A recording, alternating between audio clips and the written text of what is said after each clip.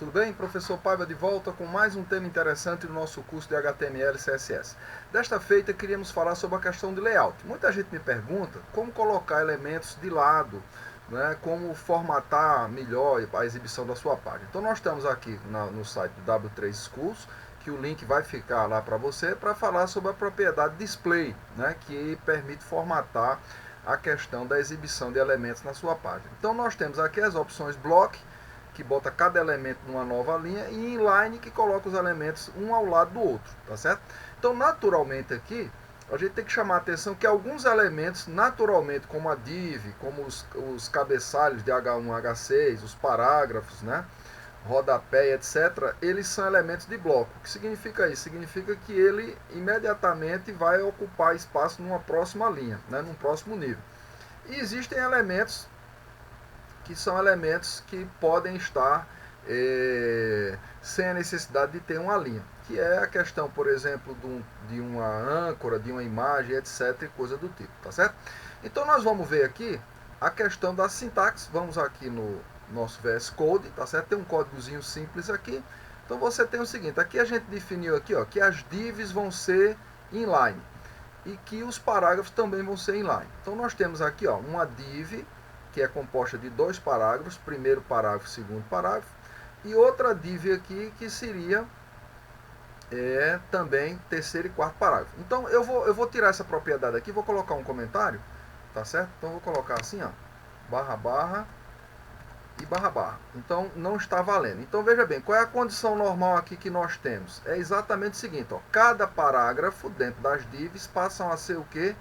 Passam a ser elementos, cada um na sua linha, tá certo? Então, por exemplo, se eu aqui definir que os parágrafos vai valer aqui a propriedade display inline, veja que, ó, primeiro parágrafo e segundo estão na mesma linha, mas as divs não estão. Então essa div aqui, como a gente viu que ela é de bloco, ela ocupa o espaço dela, e essa outra div já dá um salto e automaticamente vai para a próxima linha lá. Tá certo? Então você tem naturalmente essa propriedade. Se eu disser aqui, ó, que a div vai ser inline, o que é que vai acontecer? Automaticamente ele colocou todos os elementos na mesma linha.